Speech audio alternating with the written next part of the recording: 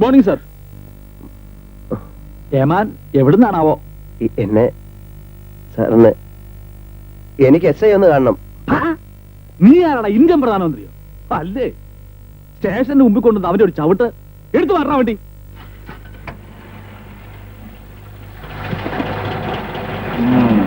ആരെ കൊന്നിട്ടാണാ വന്നത്? സാർ എന്നെയാണ് കൊല്ലാൻ വന്നത്. ആരെ? ആരാണെന്ന് അറിഞ്ഞൂടാ. ആരോ കാറ് കയറ്റി കൊല്ലാൻ വന്നു. കേരളത്ത് സാർ ഞാൻ സത്യമാണ് പറയുന്നത്. സത്യമൊക്കെ അകത്ത് ഏമാനോട് പറഞ്ഞാൽ മതി. കേരള ഇവിടെ വാടാ. ഏതാടാ ഇവൻ? നിനക്ക് എവിടുന്നാ കിട്ടിയത്? എന്റെ കൂട്ടുകാരനാ സാറേ. ഞങ്ങള് ട്രഷറി വന്നതാ. എന്താ ട്രഷറിയില് മോട്ടിക്കാൻ വന്നാണോ? പിന്നെ ചെക്ക് മാറാൻ. ചെക്ക് മാറാൻ. അപ്പോ കൈ കാശോട്ടല്ലേ? ആരൊക്കെയാണെന്ന് കണ്ടാ തിരിച്ചറിയാൻ കഴിയോ? കൂളിംഗ് ഗ്ലാസ് ഇട്ട കാറുകളായിരുന്നു. നമ്പറോ? വെപ്രാളത്തിനിടയിൽ ശ്രദ്ധിക്കാൻ കഴിഞ്ഞില്ല സാർ. പിന്നെ എങ്ങനെ കണ്ടുപിടിക്കാനാണ്? ഏതായാലും ഒരു കംപ്ലൈന്റ് എഴുതി തരൂ, ഒന്ന് അന്വേഷിക്കാം.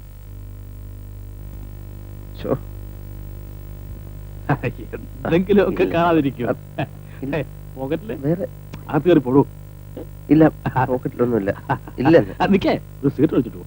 വേണ്ട, വിൽസ, ഞാൻ മേടിക്കില്ല. ചായ എടുത്താ? വേണ്ട.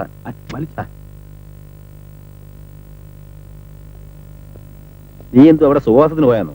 ഈ കാശും വെച്ചോണ്ട് ഞാൻ ഇവിടെ കനലി ചവിട്ടിയല്ല നിൽക്കുന്നത്. അതിനാ നാറി വിടണ്ടേ? എന്റെ 213 രൂപ അയാൾ എടുത്തു. വാ, ബാങ്കിലേക്ക് വാ.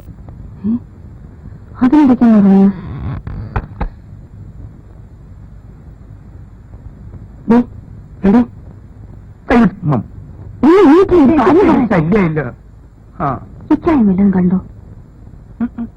ശ്രീരാമനെ എന്തിനും ശ്രദ്ധിച്ചിരുന്നാ ഞാൻ ചോദിച്ചേ. ഞാൻ ആരെയും ശ്രദ്ധിച്ചില്ല എന്റെ ചങ്ങാതി. അതെങ്ങനാ? അതിനൊക്കെ എവിടുന്നാ സമയം? ചുമ്മാ കള്ളക്കറിയും പറഞ്ഞോണ്ട് ഇരിപ്പല്ലേ ജോലി. എന്താണെന്ന് പറ. അവരത്ര സ്വരത്തിലല്ല. ഏത് സ്വരം? തമാശകളാ. ഇന്ന് വൈകുന്നേരം മുതൽ മുഖം വീർപ്പിച്ചോണ്ടായിരുന്നു എന്റെ നടപ്പ്. അതിന്റെ മുഖം സാമാന്യം വീർത്തതാ. നീ വെറുതെ തെറ്റിദ്ധരിക്കുക. അതല്ല, 2-3 പ്രാവശ്യം ഞാൻ ശ്രദ്ധിച്ചിട്ടുണ്ട്. എന്നാ നീ ഒരു കാര്യം ചെയ്യും, ഇനി ശ്രദ്ധിക്കണ്ട, കടന്നോ.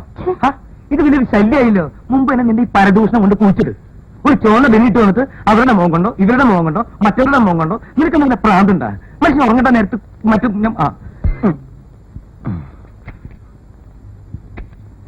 ഇതൊന്ന് പിടിച്ചേ. 10 ഇതൊന്ന് കെട്ടട്ടെ.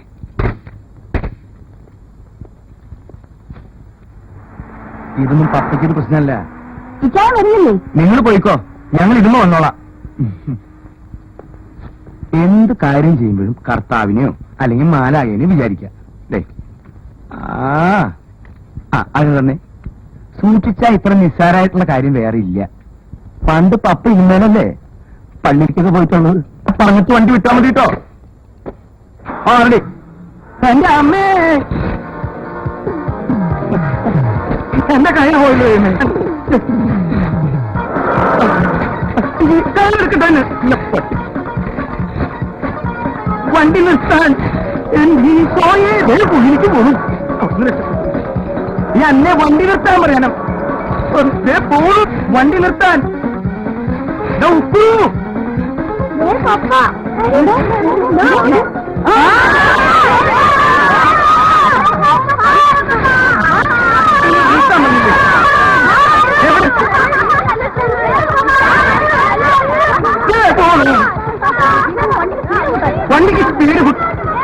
വണ്ടിക്ക് സ്പീഡ് കൂട്ടി നിന്റെ നിന്റെ പപ്പ വണ്ടി നിർത്താൻ പറഞ്ഞില്ലേ? കഷ്ടപ്പെട്ടു പോണു.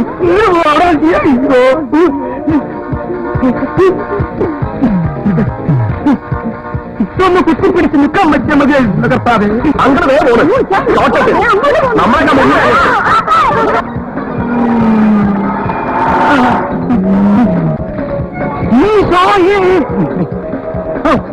കൊഞ്ചം കൊടുക്കേ.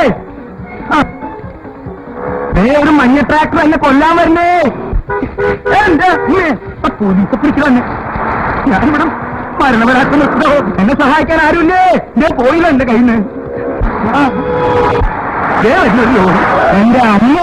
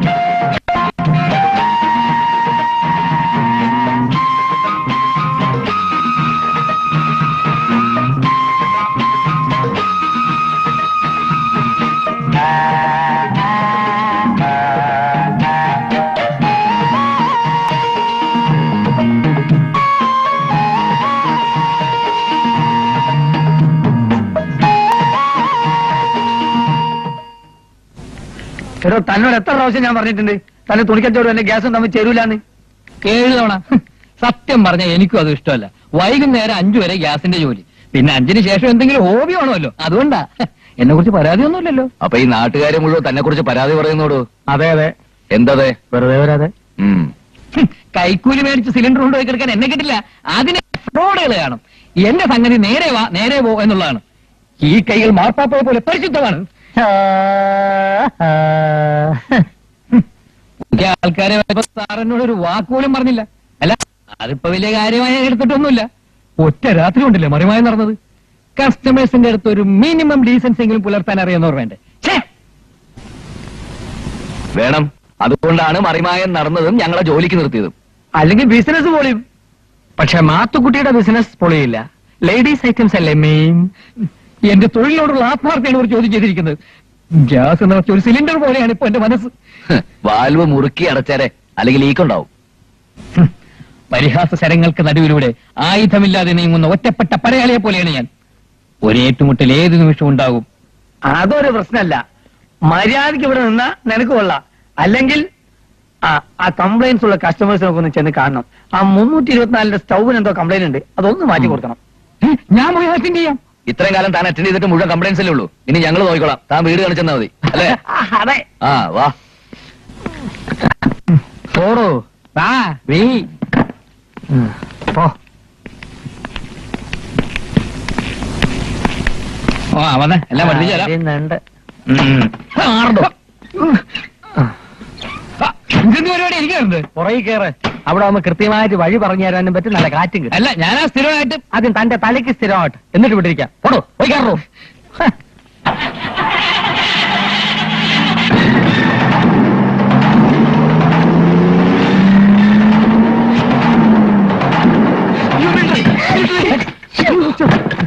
എന്താ എന്ത് പറ്റി? Sorry sorry. അല്ല, ഞാൻ ഈ ഓരോ വീട്ടിലേക്കും കടന്നില്ല രീതി ഞാനൊന്ന് ഈ പ്രാക്ടീസ് ചെയ്യായിരുന്നു, ഇങ്ങനെ ഡൈവ് ചെയ്തിട്ട്. കൊള്ളാം. പക്ഷെ ഇത്രയും സ്പീഡ് വേണ്ട. ചിലപ്പം ഇതിന്റെ ഇരട്ടി സ്പീഡിൽ തിരിച്ചു വരേണ്ടി വരും. കുറച്ചുകൂടി സ്ലോ ചെയ്യല്ലേ? ആ, താങ്ക് യു. ഓക്കെ.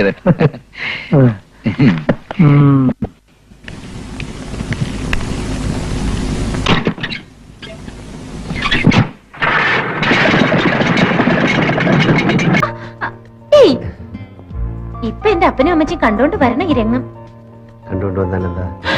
എന്റെ ഈശോ, കമ്പ്യൂട്ടർ സയൻസ് പഠിക്കാൻ ഹോസ്റ്റലിൽ നിർത്തിയിട്ട് പോയ സ്വന്തം മകൾ സുന്ദരനായി ഒരു ചെറുപ്പക്കാരനോടൊത്ത് രാത്രിയിൽ ഇങ്ങനെ ഇങ്ങനെ അല്ലേ?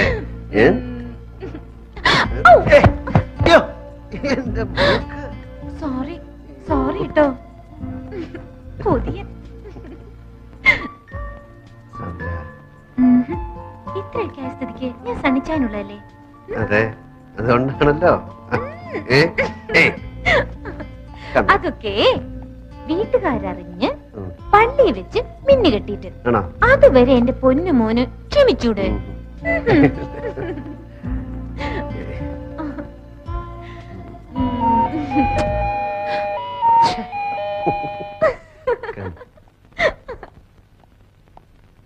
Stay here.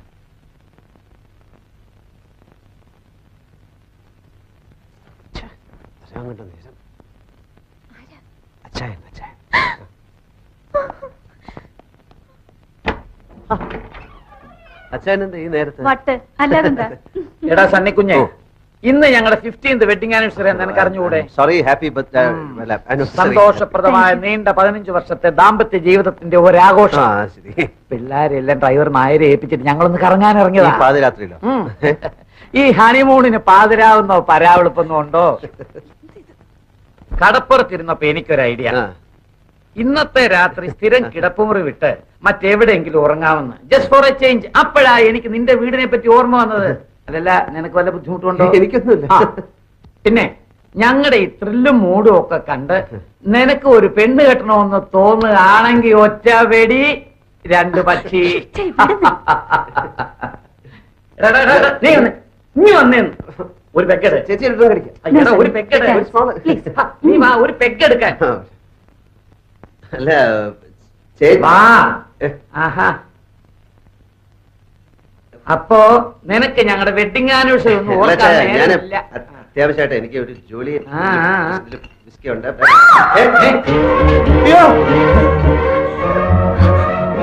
അവിടെ അവിടെ ഒരു പെണ്ണ് പെണ്ണ എവിടെ? ഒരിക്കലും രാത്രിയിൽ ഇങ്ങനെ പെണ്ണ് വരാൻ ഇച്ചയ, അവിടെ ഒരു പെണ്ണ് നീ നിർത്ത്. പെണ്ണൊന്നും ഇല്ല ഇവിടെ. ഹാ, നീ ശരിക്കുണ്ടോ? അതെ, വെളുത്ത ഫ്രോക്ക് ഇട്ടൊരു പെണ്ണ്.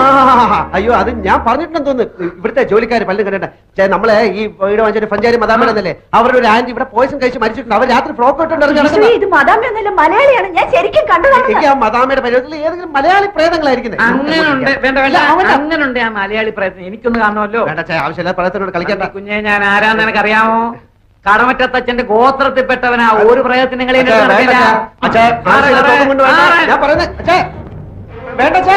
ഏയ്, സണ്ണി ഇങ്ങോട്ട് പോകണ്ട. ഇല്ലാതെ തോക്കും കൊണ്ട് പോവില്ല. പോകണമെന്ന് പറയും. വേണ്ട. അച്ഛാ, ഷൂട്ട് ചെയ്യരുത്, അത് പ്രേതമല്ല, എന്റെ ഫ്രണ്ടാ.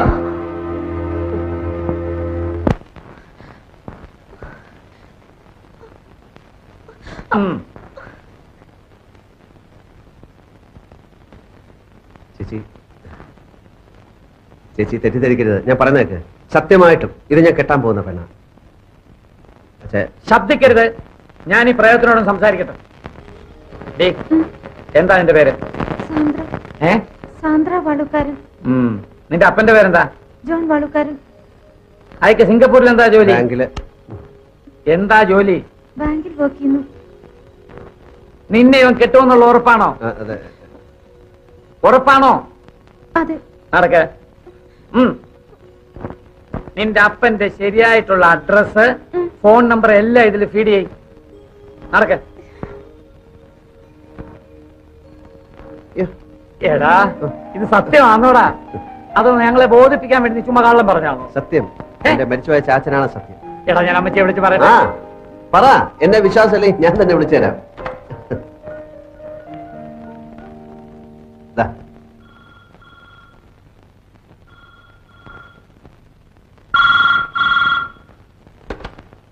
ഹലോ, അതെ, കൊടുക്കാം. അമ്മച്ചി, എന്താ സാറേ ഈ രാത്രിയിലെ? സിംഗപ്പൂരിൽ നിന്നാ, കുരുവിള സാർ. ഹലോ. പിന്നെ ഞാനും സണ്ണിച്ചനും ഗീതയും കൂടി ഒരു പെണ്ണ് കാണാൻ പോയി. ആ, പെണ്ണ് കണ്ടു, ഇഷ്ടപ്പെട്ടു. നാട്ടിലെവിടെയാണ് നിന്റെ വീട്? തൃശ്ശൂരാ. പെങ്കൊച്ചിന് ജോലിയുണ്ടോ, പഠിക്കുന്നോ? ഏയ് ഇല്ല, പഠിക്കുക. എന്തോന്നാ പഠിക്കുന്നത്? കമ്പ്യൂട്ടർ സയൻസിന് പഠിക്കുക. അമ്മച്ചിയും പെങ്ങന്മാരും അളിയന്മാരും കൂടെ വികാരിയച്ഛനെ കണ്ടിട്ട് ഒരു ദിവസം അങ്ങ് നിശ്ചയിച്ചോ? ആ, ശരി. ആ, എടാ പൈലി, സണ്ണിച്ചനും കുരുവിളയും കൂടെ അവിടെ ഒരു പെണ്ണിനെ കണ്ട് എല്ലാം ഉറപ്പിച്ചെന്ന്. അവനത് പറയാൻ നാണായതുകൊണ്ടാന്ന് തോന്നുന്നു കുരുവിളെ കൊണ്ട് വിളിപ്പിച്ചത്. പിന്നെ കുട്ടികളെയൊക്കെ ഒന്ന് വിളിച്ചു പറഞ്ഞാലോ? ഈ പാതിരാത്രിക്കോ അമ്മച്ചി? നേരെ ഒന്ന് വെളുത്തോട്ടെ. എനിക്കിനി കിടന്ന ഉറക്കം വരത്തില്ല. എനിക്കിനി കുറച്ചു ദിവസത്തേക്ക് ഉറക്കമേ വരത്തില്ല. സണ്ണിച്ചന്റെ കല്യാണമല്ലേ.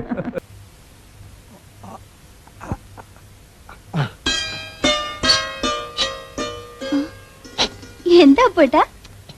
എന്താ പോട്ടാ മതിലിനപ്പുറത്ത് നിൽക്കുന്നേ? മതിലുകളിൽ മമ്മൂട്ടി ചെയ്തില്ലേ, അതുപോലൊരു പ്രേമം. എന്തിനാ പോട്ടാ? ഞാനൊരു കവിത എഴുതിയിട്ടുണ്ട്, ചൊല്ലട്ടെ മിനിക്കുട്ടി? ഇതും എന്നത്തെയും പോലെ പാരഡി കവിതയാണോ? ഒറിജിനൽ കവിത ചൊല്ലട്ടെ?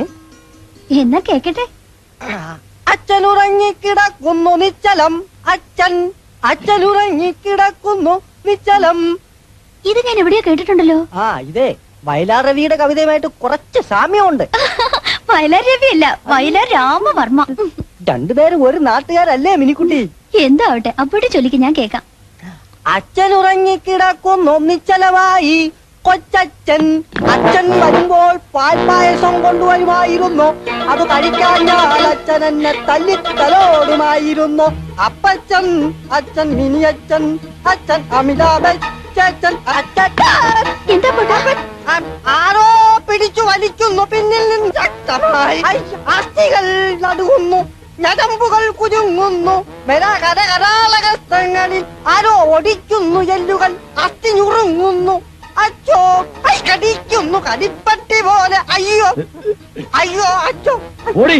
അയ്യോ വിളിയച്ഛൻ, അയ്യോ കൊച്ചച്ഛൻ നിന്നച്ഛൻ, അയ്യോ പൊളിയുന്നു മതിലുകൾ, അയ്യോ കറക്കം കുറയ്ക്കച്ചോ നിർത്തച്ചോ നിലത്തൊന്ന്.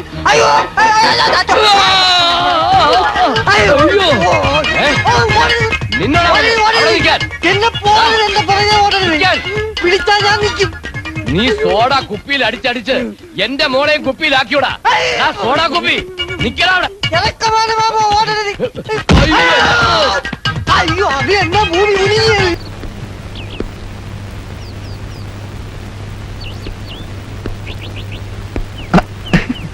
ഹരിയേട്ടാ, നീ എപ്പോ വന്നു? ഇങ്ങനൊന്നും ചെയ്യരുത് ഹരിയേട്ടാ. തീ തിന്നതിന് കണക്കില്ല. എന്റെ വീട്ടിൽ നിന്ന് ഒരു വാക്ക് പോലും മിണ്ടാതെ ഹരിയേട്ടൻ എവിടെ പോയിരുന്നു? അത് ചില കാര്യങ്ങൾക്ക് ഫലപ്രാപ്തി ഉണ്ടാവണമെങ്കിൽ ആരോടും പറയാതെ വേണം പോകാൻ. എന്ത് കാര്യം? രവി എന്തു അവിടെ രാത്രി വരെ ഹരിയേട്ടനെ കാത്തു നിന്നു. ഞാൻ കൊല്ലനെ കൊണ്ടുവന്ന് പൂട്ട് വിളിച്ച് അകത്ത് കയറിയത്. പൂട്ട് വിളിച്ചോ? നന്നാക്കും ചെയ്തു. എന്നാലും പൂട്ട് വിളിക്കുന്നതൊക്കെ നിയമവിരുദ്ധല്ലേ? അത് പോട്ടെ, അവിടെ വെച്ച് ഇന്ദു നിന്നോട് എന്തെങ്കിലും സംസാരിച്ചോ? സംസാരിക്കാതിരിക്കാൻ ഞങ്ങൾ ശത്രുക്കളാണോ? ഞാൻ പലതവണ പറഞ്ഞതാണ് അവൾ വക്കീലാണ്, അവൾ പല നുണയും പറയുമെന്ന്. എനിക്കൊന്നും മനസ്സിലാവുന്നില്ല. ഹരിയേട്ടൻ എന്തോ വല്ലാത്ത മാറ്റം പോലെ. പഴയ സന്തോഷമൊക്കെ എവിടെ പോയി ഹരിയേട്ടാ? ഒറ്റയ്ക്കിരുന്ന് ആലോചിക്കുക, ആരോടും പറയാതെ എങ്ങോട്ടെങ്കിലും പോവുക. നിനക്കറിയില്ല എന്റെ പ്രശ്നങ്ങൾ. എന്ത് പ്രശ്നമായാലും എന്നോട് പറഞ്ഞൂടെ? അതറിഞ്ഞാൽ നീ ചിലപ്പോ ഞെട്ടും. എനിക്ക് പഞ്ചാബിലേക്ക് ട്രാൻസ്ഫർ ആണ് വിജി. അയ്യോ, പഞ്ചാബിലേക്കോ? അതെ, ബിന്ദ്രൻവാലയുടെ നാട്ടിലേക്ക്. ഖാലിസ്ഥാൻവാദികൾ മനുഷ്യനെ പച്ചക്ക് ചുട്ടു തിന്നുന്ന നരകത്തീയിലേക്ക്, മനസ്സിലായോ? അവിടെ നമ്മളെങ്ങനെ ജീവിക്കും? ആ ട്രാൻസ്ഫർ റദ്ദ് ചെയ്യിക്കാനുള്ള ശ്രമത്തിലായിരുന്നു ഞാൻ വിജി. എന്നിട്ട് പരിഹരിക്കാൻ കഴിഞ്ഞേക്കും. ചിലപ്പോൾ ഇപ്പോഴവൻ പരിഹരിച്ചു കൊണ്ടിരിക്കുകയായിരിക്കും.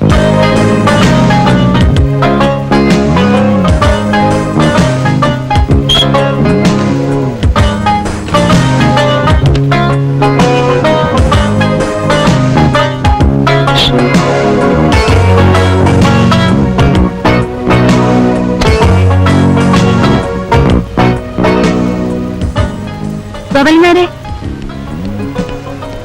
എന്താ വിളിച്ചേ? ഗോപാലനാരെ, ആ ഭാഗത്തിൽ നിൽക്കുന്നയാൾ കുറെ നേരം എവിടെ നിന്ന് കണ്ണുറക്കി കാണിക്കുന്നു. എന്താണെന്ന് ചോദിച്ചേ. എന്താടോ, എന്ത് വേണം? അല്ല, അഡ്വക്കേറ്റ് പങ്കജാക്ഷൻ പിള്ള ഇപ്പൊ വരൂ. താനെന്തിനാണോ അവരെ നോക്കി കണ്ണിറക്കി കാണിച്ചത്? ആടിച്ച കണ്ണി ഞാൻ മുട്ടിക്കും. അയ്യോ, ഞാൻ അതല്ല ഉദ്ദേശിച്ചത്. ഞാൻ പിന്നെ ശൃംഗാരം വക്കീലന്മാരോട് ഓടോ.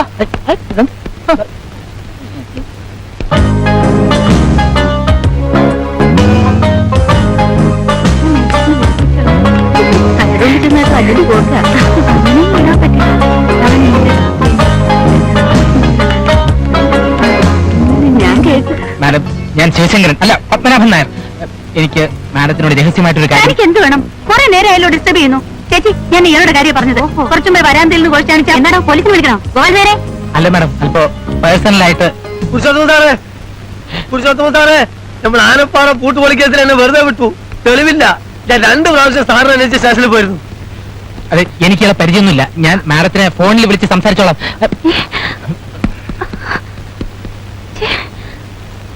പോ.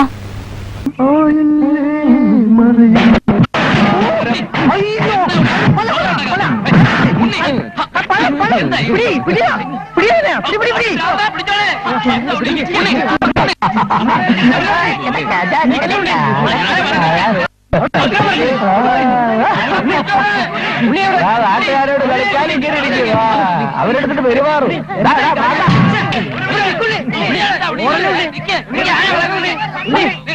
എന്താ